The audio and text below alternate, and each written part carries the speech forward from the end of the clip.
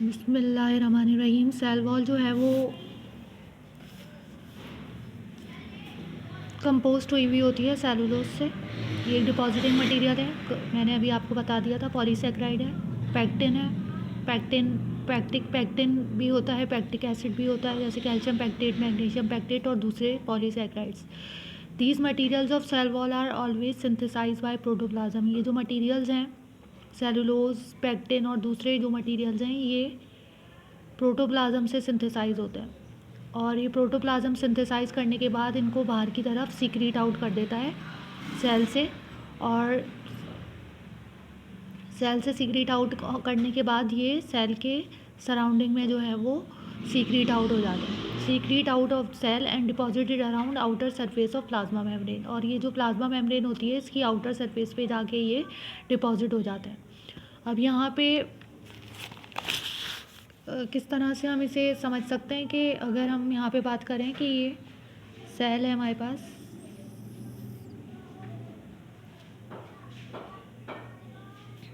और यहाँ पे हमारे पास है प्रोटोप्लाज्म।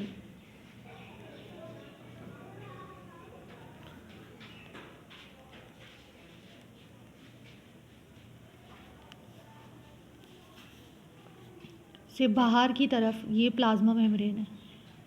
तो अब ये जो सेलुलोज हैं, पैक्टिन है और दूसरे पॉलीसेक्राइड्स हैं, ये सिंथेसाइज होंगे प्रोटोप्लाज्म से। प्रोटोप्लाज्म उनको सिंथेसाइज करेगा और सेल मेम्ब्रेन से बाहर की तरफ जो है वो ऐसे डिपॉजिट कर देगा।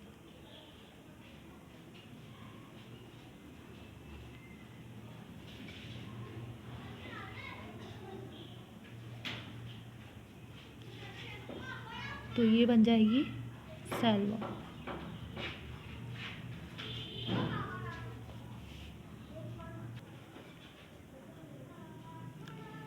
अब यहाँ पे इस बुक में हम सिर्फ प्लांट सेल वॉल के बारे में डिस्कस करेंगे, और ना बैक्टीरियल, ना फंगल और ना एल्गी की सेल वॉल में। सिर्फ हमने प्लांट सेल वॉल डिस्कस करनी है। जो प्लांट सेल वॉल होती है वो बनी हुई होती है 3 लेयर्स से मिलके बनती है। Plant cell wall is mainly differentiated into 3 layers. Plant cell wall जो बनी हुई होती है वो 3 लेयर्स से मिलके बनती है। एक होती है मिडिल लैमिला, एक होती है प्राइमरी वॉल और एक होती है सेकेंडरी वॉल। ये 3 लेयर्स जो हैं वो मिलके एक प्लांट की सेल वॉल बनाने में अहम किरदार अदा करते हैं। अब यहाँ पे देख लीजिए, ये बुक है, इसमें एक सेल है, दूसरा सेल है, तीसरा सेल है। ये सेल जो है अंदर की तरफ प्रोटोप्लाज्म है। ये जो है ये वाली लेयर जो है वो प्लाज्मा मेम्ब्रेन है। अंदर की साइड पे ये जो आपको नज़र आ रही है प्लाज्मा मेम्ब्रेन है। ये प्लाज्मा मेम्ब्रेन है,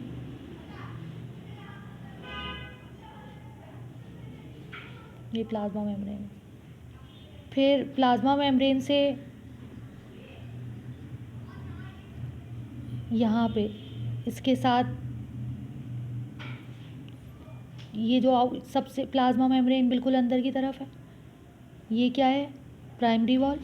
ये जो बाहर की तरफ सबसे बाहर की तरफ आपको दिख रही है प्राइमरी वॉल है, दिख रही होगी आप लोगों को। और फिर इसके अंदर जो आपको ब्लैक कलर का दिख रहा है बीच का, प्राइमरी वॉल और प्लाज्मा मेम्ब्रेन के बीच में जो है वो सेकेंडरी वॉल है। ये सेकेंडरी वॉल है, प्लाज्मा मेम्ब्रेन, प्राइमरी वॉल, और ये जो बीच का पोर्शन है ये है सेकेंडरी वॉल। ये है प्लाज्मा मेम्ब्रेन, ये है सेकेंडरी वॉल और ये है प्राइमरी वॉल।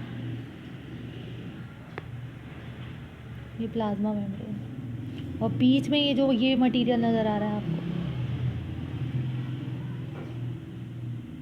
ये है मिडिल लैमिला। मिडिल लैमिला की वजह से एक सेल दूसरे सेल से जुड़ा हुआ है।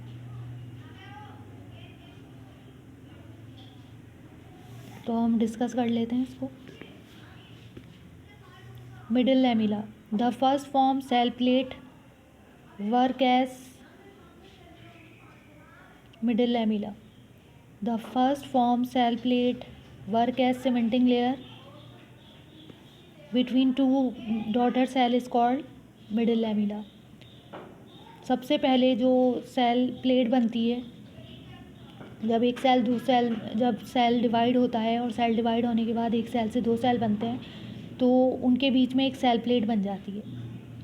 वो सेल प्लेट जो है वो उसके अंदर मुख्तलिफ डिपॉजिटिंग मटीरियल होते हैं और इन डिपॉजिटिंग मटीरियल की वजह से इसकी जो क्वालिटी है वो सीमेंट लाइक हो जाती है और जिसकी वजह से दो डॉटर सेल्स जो हैं वो एक दूसरे से जुड़े हुए रहते हैं। ऐसा नहीं होता कि दो सेल्स डिवीज़न हुई तो डिवीज़न होने के बाद दोनों सेल अलग हो गए। तो ये सेल प्लेट है, ये सीमेंटिंग लेयर के तौर पे काम करके दो सेल्स को जो डॉटर सेल्स बने हैं उनको आपस में जोड़ती है और जोड़ने के बाद क्या कहलाती है, middle lamella. It is a common layer between two cells. ये कॉमन लेयर होती है दो सेल्स के बीच में। ऐसा नहीं होता कि ये एक सेल में है और दूसरे सेल में मौजूद नहीं है। Common layer between two cells, these two cells will separate when middle lamella will be dissolve. ये दो सेल्स जो हैं हम सेपरेट कर सकते हैं जब हम मिडिल लैमेला को डिज़ोल्व कर देंगे।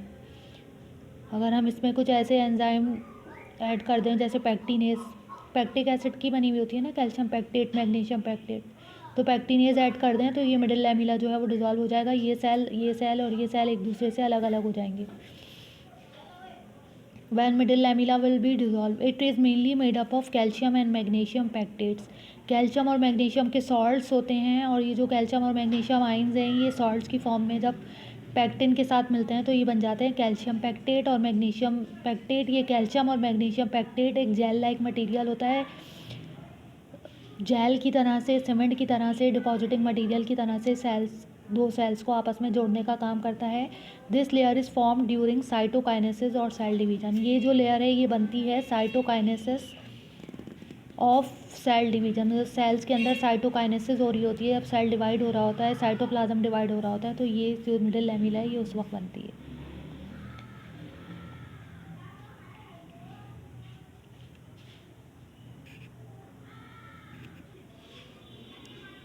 देखिए किस तरह से काम समझा सकते हैं हम आपको। ये एक सेल है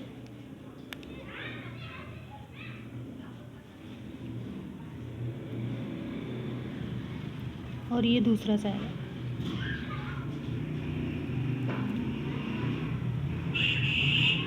इन दो सेल्स के बीच में जो सीमेंटिंग मटेरियल है वो है मिडिल लैमेला।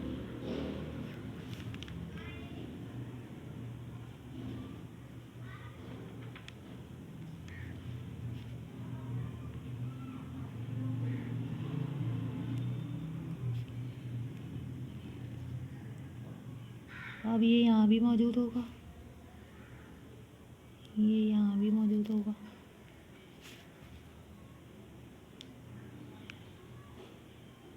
यहाँ भी मौजूद होगा और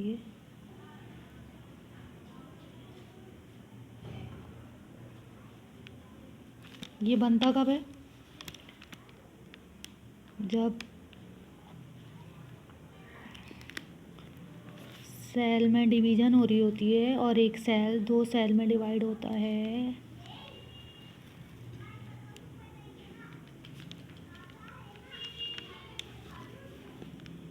तो यहाँ पे सेल प्लेट बन जाती है।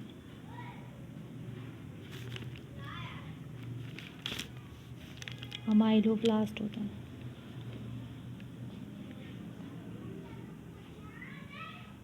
फ्रेगमोप्लास्ट।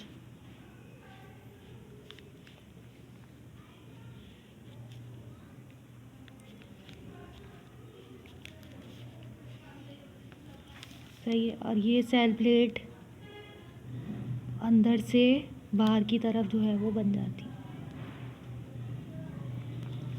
अब जब ये सेल, एक सेल दो डॉटर सेल्स में कन्वर्ट हो गया तो बीच में ये जो है वो सेल प्लेट बन गई।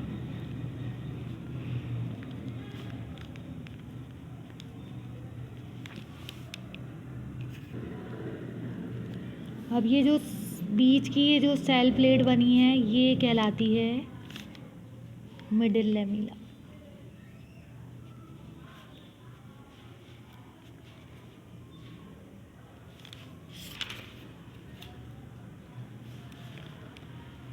और इसके ज़रिए एक सेल दूसरे सेल से जुड़ा हुआ रहता है। ऐसे ये जो बनी है ना, जो सेल प्लेट बनी है ये मिडिल लैमेला के तौर पे वर्क करने लग जाती है। आई थिंक आप लोगों को अच्छी तरीके से समझ में आ गया होगा। अब हम बात कर लेते हैं प्राइमरी वॉल की। Primary layer of cell wall is the first product of cell. जो सेल वॉल जो होती है उसका जो फर्स्ट प्रोडक्ट होता है, सेल का जो फर्स्ट प्रोडक्ट होता है वो प्राइमरी वॉल होती है। सेल का जो फर्स्ट प्रोडक्ट है वो प्राइमरी वॉल है। The material of primary wall is synthesized by protoplasm deposited on either side of middle lamella। Cell wall का जो प्रोटोप्लाज्म है वो जो सबसे पहले डिपॉजिटिंग मटेरियल जो है वो बनाता है, वो डिपॉजिट हो जाता है मिडिल लैमिला के अतराफ में। In young dividing and enlarging cells this layer remain thin. जो अब सेल्स डिवाइड हो रहे होते हैं या इनलार्ज हो रहे होते हैं तो ये जो सेल वॉल है ये थिन रहती है और इलास्टिक रहती है। अब रहते हैं कि ये थिन और इलास्टिक इसलिए रहती है ताकि सेल डिवाइड हो जाए और इनलार्ज हो जाए। अगर यही थिक हो जाएगी तो फिर सेल ना डिवाइड हो सकेगा और ना रिजिड इनलार्ज हो सकेगा। It becomes thick and rigid when cells reach at maturity. आहिस्ता आहिस्ता जैसे जैसे सेल जो है वो मेच्योरिटी की तरफ जाता है तो ये फिर आहिस्ता आहिस्ता थिक हो जाती है, क्योंकि सेल्स को डिवाइड नहीं होना होता और इनलार्ज नहीं होना होता, तो थिक हो जाती है और रिजिड हो जाती है। It contains hemicellulose, a polysaccharide that have beta 1,4 linked backbones with cross links, microfibrils of cellulose arranged in criss-cross manner and pectin। इसके अंदर क्या मौजूद होता है? Hemy cellulose. अब सेलुलोज मैंने आपको बता दिया था।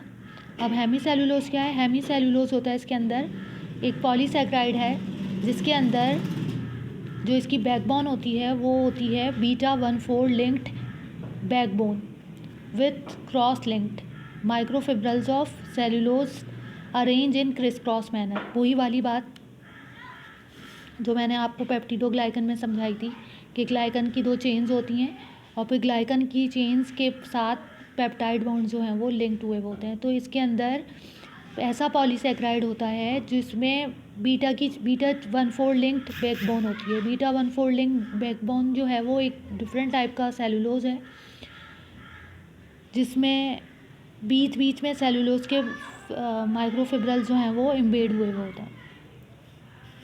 The criss cross arrangement of cellulose increase the strength of cell wall. जो ये क्रिस क्रॉस मैनर में सेलुलोज अरेंज हुआ होता है ये सेल वॉल की स्ट्रेंथ को इंक्रीज कर देता है। At some place in the cell wall the deposition of wall material does not take place. कुछ मुकामात पे सेल वॉल की जो सेल मटीरियल है वो डिपॉजिट नहीं हुआ होता और इन मुकामात को प्लाज्मोडेस्मेटा कहा जाता है। सिंगुलर जो है वो उसका प्लाज्मोडेस्मा है। Through which cellular content of neighbouring cells remain connected with each other. अब ये मैं आपको ये जो आपको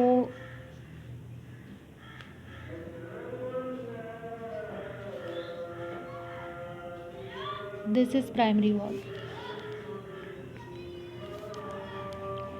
फिर इसके बाहर जो है वो मिडिल लैमिला। ये प्राइमरी वॉल है और ये मिडिल लैमिला है।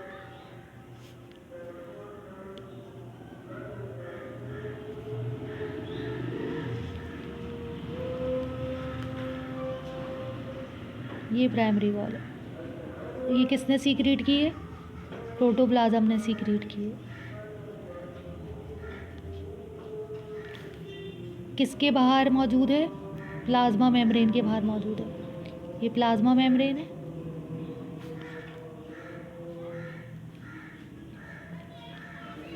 इस प्लाज्मा मेम्ब्रेन के बाहर प्रोटोप्लाज्म ने एक लेयर सीक्रेट की है जिसे हम कहते हैं प्राइमरी वॉल। ये है प्राइमरी वॉल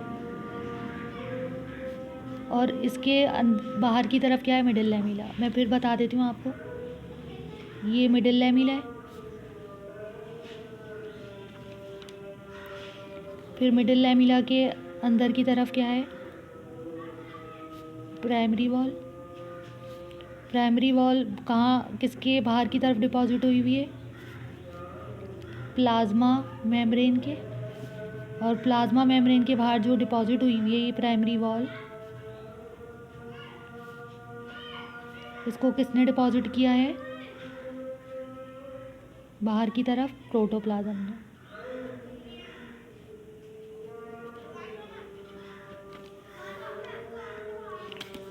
ये जो प्राइमरी वॉल है ये हेमीसेल्यूलोज से बनी हुई होती है। हेमीसेल्यूलोज का मतलब क्या है? सेल्यूलोज के साथ बीटा 1 फोल्ड लिंक पॉलीसैकेराइड की आमेजिश हो जाए। कार्बन जो है वो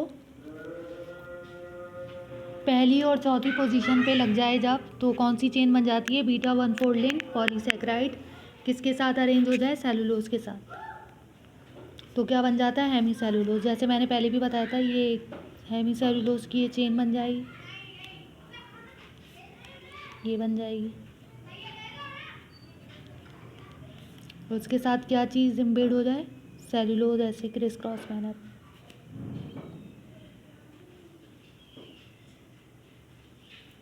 कोई जो है वो इस तरह से हो जाए, कोई इस तरह से हो जाए, कोई इस तरह से हो जाए।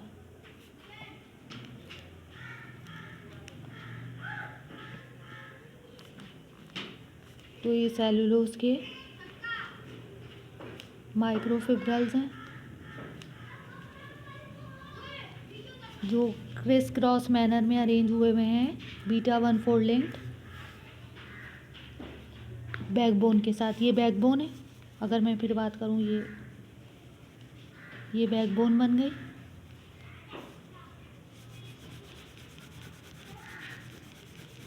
बीटा 1 फोल्ड लिंक पॉलीसैकेराइड्स की। कार्बोहाइड्रेट ही है लेकिन कार्बन की अरेंजमेंट चेंज है, और इसके साथ ये ऐसे ऐसे।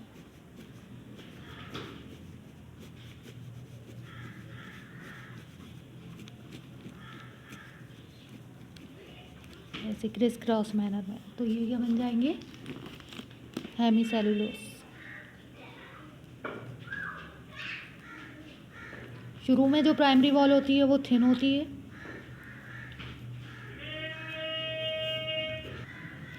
शुरू में ये सेल वॉल जो है, प्राइमरी सेल वॉल थिन होती है, इलास्टिक होती है। क्यों होती है? क्योंकि एक सेल को दो सेल में डिवाइड होना होता है, इनलार्ज होना होता है, अपना साइज़ इंक्रीज़ करना होता है। तो अगर यही थिक हो जाएगी और रिजिड हो जाएगी तो एक सेल ना दो सेल में डिवाइड होगा और ना वो अपने आप का साइज़ जो है वो इंक्रीज़ कर सकेगा। लेटर ऑन जब सेल मेच्योर हो जाता है, वो डिवाइड नहीं हो रहा होता, वो अपने आप को इनलार्ज इनफ कर चुका होता है, तो फिर ये थिक हो जाती है और रिजिड हो जाती है।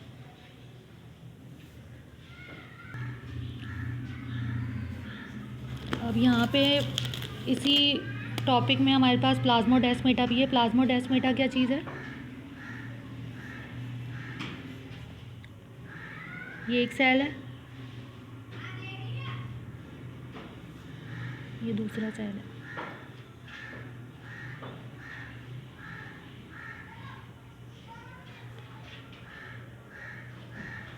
तो बाद औक़ात जो सेल वॉल होती है, प्राइमरी सेल वॉल, उसमें बाद जगह पे हेमीसेल्यूलोज की डिपोजिशन नहीं हुई होती, तो छोटे छोटे सुराख बन जाते हैं। एक सेल का दूसरे सेल से रब्ता हो जाता है, दूसरे का तीसरे सेल से रब्ता हो जाता है, क्योंकि यहाँ पे डिपोजिशन नहीं हुई। यहाँ तो ही भी है लेकिन बीच में नहीं हुई। तो ये जो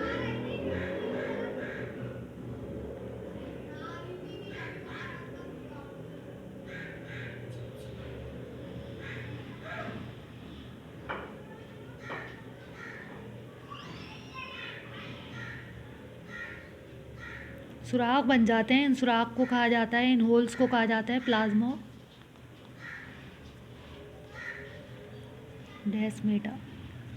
जिसकी वजह से एक सेल का साइटोप्लाज्म दूसरे सेल के साइटोप्लाज्म के साथ और दूसरे का तीसरे साइटोप्लाज्म के साथ कम्युनिकेशन में रहता है। अब हम बात कर लेते हैं सेकेंडरी वॉल की। सेकेंडरी वॉल क्या है? The layer of wall developed in between plasma membrane and primary cell wall. अब ये सेकेंडरी वॉल वो वाली वॉल है जो प्लाज्मा मेम्ब्रेन और प्राइमरी वॉल के जो बीच की जो लेयर है वो है सेकेंडरी वॉल, जो आपको नज़र आ रही होगी। मैं आपको समझाऊँ।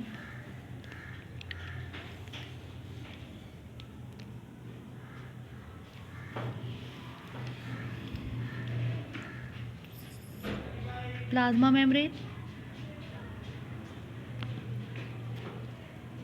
प्राइमरी वॉल, और जो बीच की जो लेयर है ये है सेकेंडरी वॉल। ये है प्राइमरी वॉल और ये है plasma membrane. The layer of wall developed in between plasma membrane and primary wall. ये प्लाज्मा मेम्ब्रेन और प्राइमरी वॉल के बीच की लेयर होती है। It does not deposit in every plant cell. हर प्लांट सेल में मौजूद नहीं होती है। Only deposit in hard tissues. सिर्फ उन टिश्यूज़ में होती है जो हार्ड होते हैं, थिक होते हैं, रिजिड होते हैं। जैसे स्क्लेरेनकाइमा के सेल्स जो होते हैं वो डेड होते हैं। तो जो डेड सेल्स होते हैं, जो रिजिड हो जाते हैं, जो थिक हो जाते हैं, जिनमें कोई किसी किस्म की ग्रोथ ख़त्म हो जाती है, उनके अंदर जो है वो सेकेंडरी वॉल जो है वो डेवलप हो जाती है। जब सेल डेथ की तरफ जा रहा होता है तो उसके अंदर सेकेंडरी वॉल डेवलप होना शुरू हो जाती है। जैसे स्क्लेरेनकाइमा डेड सेल्स होते हैं। The sales become dead eight there maturity. वो सेल्स जो मेचोरिटी पे डेड हो जाते हैं उनको हम कहते हैं स्क्लेरेनकाइमा। तो स्क्लेरेनकाइमा के सेल्स में ये मौजूद होती है। जैसे मैं आपको बना के दिखाऊँ यहाँ पे।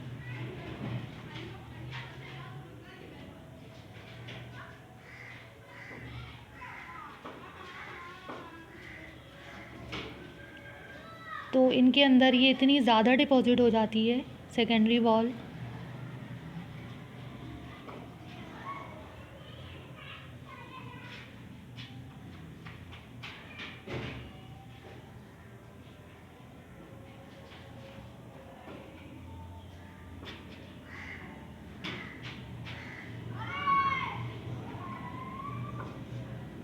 कि ये जो अंदर का ल्यूमन होता है, जो स्पेस होती है जिसमें साइटोप्लाज्म होता है, वो वैनिश्ड हो जाता है। वैनिश्ड का मतलब है ख़त्म हो जाता है।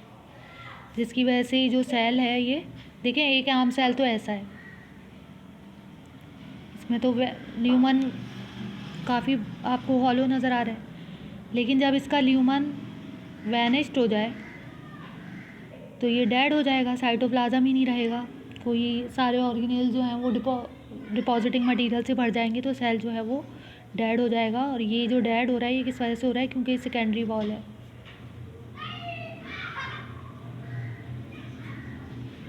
ये डिपॉजिट हो रही है अंदर की तरफ। Secondary wall deposit after complete maturation of primary wall. Secondary wall हमेशा उस वक्त डिपॉजिट हो जाती होती है जब प्राइमरी सेल वॉल जो है वो कंप्लीट मैच्योर हो जाती है। जब प्राइमरी वॉल मैच्योर हो जाती है तो फिर सेकेंडरी वॉल अंदर की तरफ डिपॉजिट होना शुरू हो जाती है। It is very thick and rigid due to deposition of lignin. इसके अंदर लिग्निन मौजूद होता है, कार्बोहाइड्रेट है ये। इनऑर्गेनिक बड़ा रिजिडनेस और थिकनेस प्रोवाइड करता है लिग्निन। इनऑर्गेनिक सॉल्ट्स आके जमा हो जाते हैं इसके अंदर, एंड मुख्तलिफ वैक्स गोन टाइप की चीज़ें इसके अंदर आके जमा हो जाती हैं सेकेंडरी वॉल में, जिसकी वजह से बहुत ज़्यादा थिक हो जाती है। It plays important role in support of plant. ये ज़्यादा थिक हो जाती है, इसके अंदर जेल है, वैक्स है, गोंद है, इनऑर्गेनिक सॉल्ट्स हैं,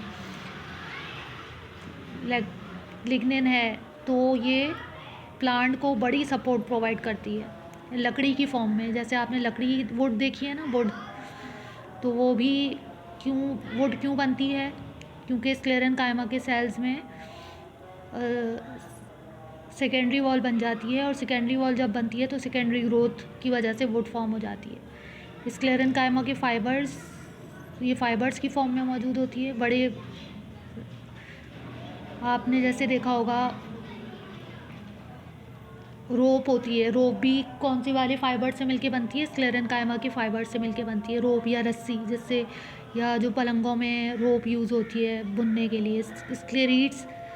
स्क्लेरीड्स आपने देखा होगा, जो बादाम या अखरोट के जो आउटर जो नट होते हैं, नट शेल, अखरोट का छिलका या बादाम का छिलका, उसमें भी उसके अंदर भी स्क्लेरेनकाइमा या स्क्लेरन कायमा के सेल्स होते हैं जिनमें सेकेंडरी वॉल मौजूद होती है, तो बड़ी सख्त होती है, बड़ी हार्ड होती है। नट शेल, पीचेस का ग्रीटी टेक्सचर, जो पीचेस के जो नट होते हैं आड़ू वगैरह उनमें मौजूद होती है। जाइलम वेसल्स में मौजूद होती है, ट्रैकीड्स में मौजूद होती है। जाइलम क्या होता है? वाटर कंडक्टिंग सेल्स होते हैं। ट्रैकीड्स क्या होते हैं? ये भी वाटर कंडक्टिंग सेल्स होते हैं। जाइलम के सेल्स में सेकेंडरी वॉल मौजूद होती है, जिसकी वजह से ये बड़े रिजिड हो जाते हैं, जिसकी वजह से सपोर्ट होती है। पानी ऐसा नहीं होता कि पानी अगर ऊपर चढ़ रहा है तो ये नीचे इधर उधर नाजुक है या बहुत ज़्यादा है, तो पानी के वॉल्यूम को बर्दाश्त करते हैं। तो जाइलम के वेसल्स में मौजूद होती है, ट्रैकीड्स में मौजूद होती है। अब जाइलम के वेसल्स कैसे होते हैं? ये वेसल्स हैं।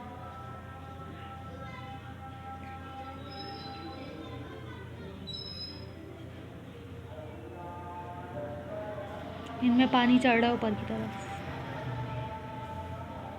अब ये पानी चढ़ रहा है तो ये जो है इनका थिक होना ज़रूरी है, रिजिड होना ज़रूरी है। जब ये कंडक्टिंग पाइप्स के तौर पे काम करेंगे तो इनमें क्या मौजूद होती है? Secondary wall.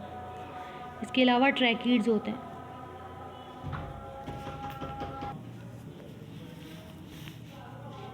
ये ट्रैकीड्स हैं।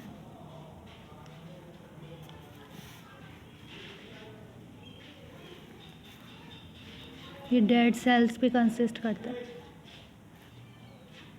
ओवरलैप हुए होते हैं ऐसे, बीच बीच में इनमें पिट्स होती हैं। तो ये सारा जो एक दूसरे के ऊपर एग्जिस्ट कर रही होती हैं, ये एक बंडल बन रहा होता है। तो ये बन इसलिए रहा होता है क्योंकि यहाँ पे क्या मौजूद होती है? Secondary wall. थिकनेस हो जाती है, रिजिडिटी हो जाती है। इसके अलावा आपने अक्सर देखा होगा, ये बादाम है, बादाम के ऊपर ऐसे ऐसे बहुत थिक होता है। इसके अलावा आलमंड के nut shell, gritty texture of pear and apple, peach. आपने ये इसमें क्या होते हैं? स्क्लेरन कायमा के स्क्लेरीड्स बहुत ज़्यादा टफ होते हैं, सेकेंडरी वॉल होती है इसमें। इसके अलावा रोप जो होती है, रस्सी जो होती है, इसमें फाइबर्स होता है। स्क्लेरन कायमा के फाइबर्स होते हैं, टफ तो होते हैं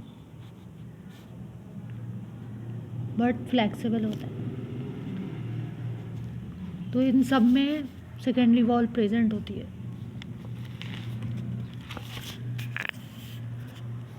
अच्छा, अब सेकेंडरी वॉल का फंक्शन क्या है? It performs two important function. Cell wall का दो इम्पॉर्टेंट फंक्शन है। First, it provides mechanical support. ये मैकेनिकल सपोर्ट प्रोवाइड करती है सेल को मैकेनिकल सपोर्ट, उसकी पूरी उसकी सही शेप प्रोवाइड करती है, उसको डिफिनेट शेप देती है, उसको प्रोटेक्ट करती है।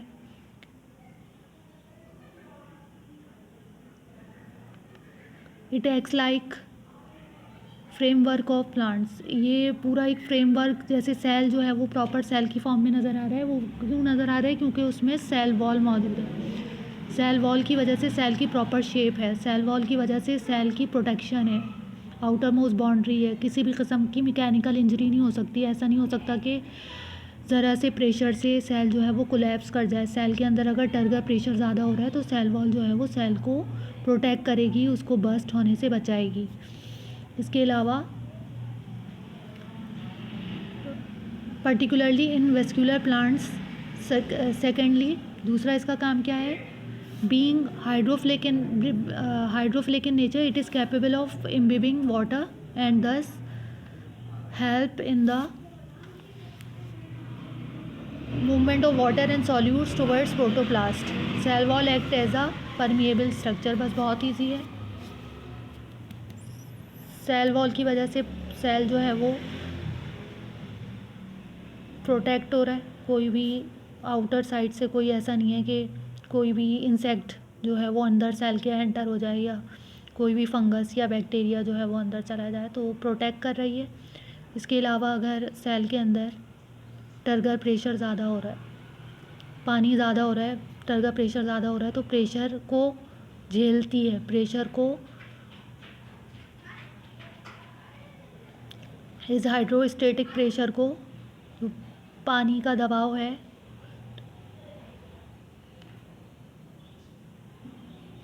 बर्दाश्त करती है, जिसकी वजह से जो प्लांट का सेल वॉल है वो फटता नहीं है। प्लांट सेल वॉल जो है वो, प्लांट का जो सेल है वो बर्स्ट नहीं होता। एनिमल का सेल बर्स्ट हो जाता है अगर उसके अंदर ज़्यादा हाइड्रोस्टेटिक प्रेशर हो, तो ये बर्स्ट हो जाता है, ये बर्स्ट हो जाएगा, डेथ हो जाएगी इसकी। लेकिन ये प्लांट सेल वॉल की डेथ नहीं होगी, क्योंकि सेल वॉल जो है वो इतनी स्ट्रांग होती है कि उस प्रेशर को बर्दाश्त कर लेती है और मज़ीद बाहर से पानी आने को रोक देती है। तो पानी आ रहा होता है वो अब वापस जो है वो आना बंद हो जाता है, जिसकी वजह से प्लांट सेल जो है वो प्रोटेक्ट होता है। इसके अलावा जिसके अंदर सेलुलोज होता है, सेल वॉल जो होती है वो परमिएबल होती है। परमिएबल का मतलब होती है अलाउ कर रही होती है all types of solute and solvent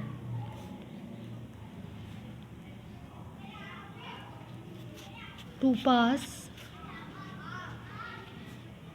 from it। ये सेल वॉल है, ये परमिएबल होती है, हर किस्म की चीज़ को अपने अंदर से अलाउ करती है, चाहे वो कोई सॉल्यूशन हो, कोई प्योर वाटर हो, किसी भी किस्म का सॉल्यूशन है वो उसमें रेजिस्ट नहीं करेगी, उसको अलाउ कर देगी, जिसकी वजह से एक सेल से जो चीज़ें हैं वो दूसरी सेल में आराम से पास हो जाती हैं। एक सेल से दूसरी सेल में चीज़ें जो हैं वो पास होके चली जाती हैं। बैरियर नहीं है, ये रोकती नहीं है। ये नहीं है कि प्रोटीन नहीं आ सकता, वाटर आ सकता है। ये फर्स्ट जाने देती है, फिर उन सिलेक्टिव परमिएबल नेचर की फिर प्लाज्मा मेम्ब्रेन होती है, प्लाज्मा मेम्ब्रेन फिर रेस्ट्रिक्ट करती है चीज़ों को। सेल वॉल जो है वो तो आने देती है, फिर प्लाज्मा मेम्ब्रेन का काम है कि किन चीज़ों को साइटोप्लाज्म तक पहुंचने दे और किन चीज़ों को ना पहुंचने दे। तो वो सिलेक्टिवली परमिएबल होती है, फुली परमिएबल होती है।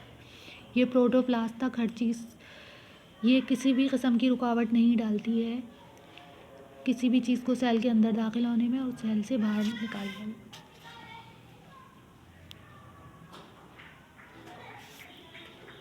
तो आज का ये टॉपिक था हमारा। आई होप आपने अच्छे से पढ़ा होगा सेल वॉल क्या होती है, कैसे काम करती है, किस तरीके से उसका फंक्शन होता है। तो आई होप आपने अच्छी तरह से पढ़ा हो। और ये फर्स्ट ईयर की बायोलॉजी की नई बुक जो है वो हम पढ़ रहे हैं, टेस्ट एडिशन है ये, और इसमें आज हमने सेल वॉल के बारे में डिस्कस किया। मेरा चैनल आपको पसंद आए तो इसे सब्सक्राइब करें, लाइक करें और ज़्यादा से ज़्यादा शेयर करें, ताकि आप लोग ज़्यादा से ज़्यादा टॉपिक को अच्छी तरह से समझ सकें और एग्ज़ामिनेशन पॉइंट ऑफ व्यू से अपने आप को तैयार कर सकें। अल्लाह हाफ़िज़।